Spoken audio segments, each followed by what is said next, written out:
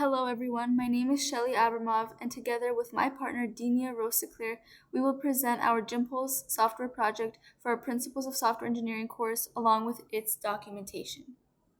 First, I'll be discussing our software requirements specification for our project GymPulse, which is a personalized fitness workout generator.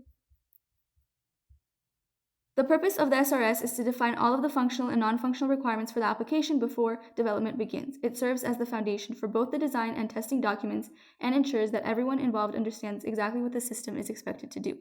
The application is designed for users who want personalized workout recommendations based on information such as their age, fitness level, workout focus, fitness goals, and available workout duration. Users can either use the application as guests or create an account to save workouts and access their workout history later.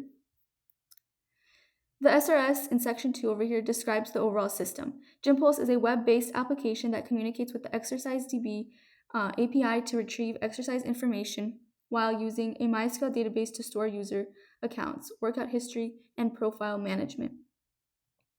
The system is accessible through standard web browsers, as seen over here on desktop and mobile devices.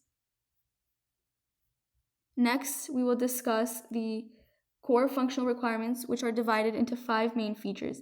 These include user registration, user login and authentication, personalized workout generation for both guest and registered users, saving workout plans for authenticated users, and viewing previously saved workout history. During workout generation, users can enter their fitness preferences and the system retrieves from the API to create a customized workout plan. Registered users can save these workouts for future reference.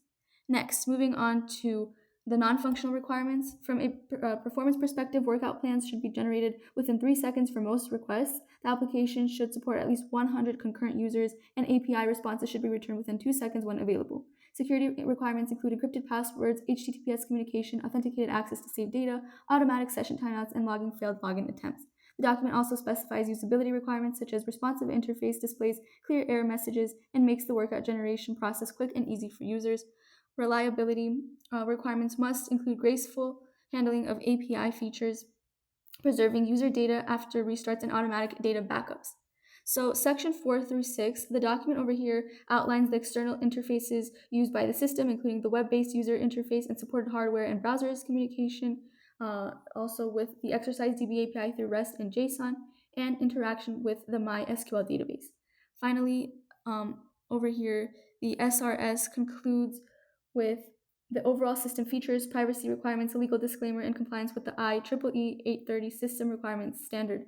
Overall, this document establishes the complete set of requirements that guides both the design and testing of GymPulse.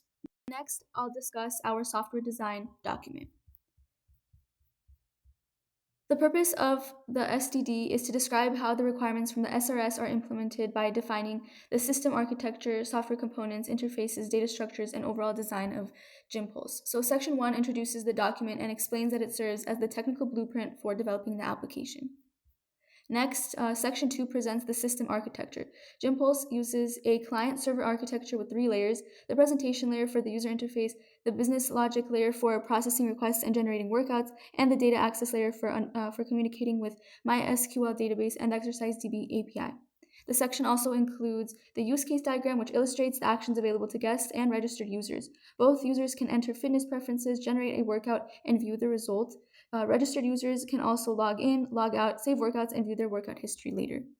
Next, we have the class diagram, which models the main objects in the system, including users, fitness preferences, workout plans, exercises, and workout history, along with the relationships between them. It also defines the primary data types used throughout the application.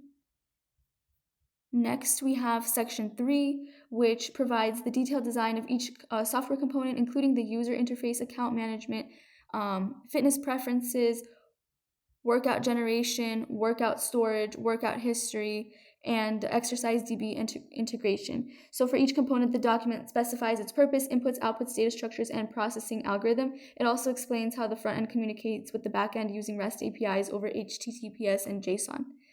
Next, we have section 4, which focuses on data design. It describes the application's data types, the MySQL database schema over here, and the entity relationship diagram, showing how the data is organized, and the data flow diagram right here, which illustrates how information moves through the system from user input to workout generation and storage. The remaining sections describe the system design constraints, security considerations, and major design decisions, such as using a layered client-server architecture, MySQL for persistent storage, the exercise DB API for exercise information, and supporting both guests and registered users. Overall, the SDD explains the technical structure of GymPulse and provides the design that provides the guides implementation for this application. Finally, I'll be discussing our software test document. The purpose of our STD is to define the testing strategy for GymPulse and verify that the application meets the functional requirements established in the SRS and implemented in the STD. It described what was testing, how testing was performed, and the result of the testing process. Section 1 is the test plan. This section outlines the overall testing strategy by identifying the major features that needed to be tested, such as user registration and authentication, workout generation, exercise DB API integration, workout storage, workout history, database operations, user interface functionality, and security. It also defines features that were outside the scope of testing, along with the pass or fail criteria and conditions for suspending or resuming testing. The test plan also described the testing approach. We use unit and integration testing with PyTest, system and black box testing using Swagger UI and manual testing, and white box testing with PyTest Cov to evaluate the application's internal logic and code coverage. Section 2 contains the test design specification. This section provides the detailed test cases and testing procedures for each major feature of GymPulse. Every test case includes its objectives, preconditioning, testing steps, expected results, actual results, and pass or fail criteria to ensure that testing was performed consistently and thoroughly. Section 3 is the test execution report. This section records the results of each test case, documents any defects that were discovered during development, and explains how those issues were resolved and successfully retested. It also includes a traceability matrix, which confirms that every functional requirement from the SRS was linked to a corresponding test case and verified during testing.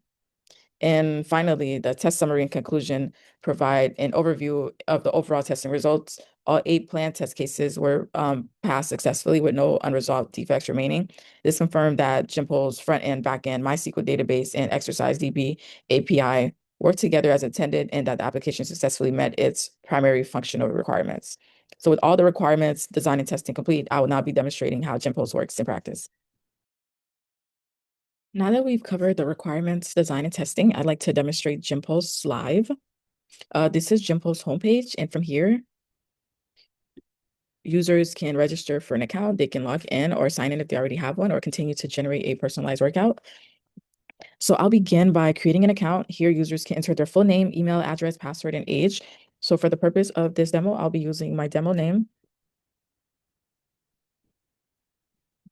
demo email.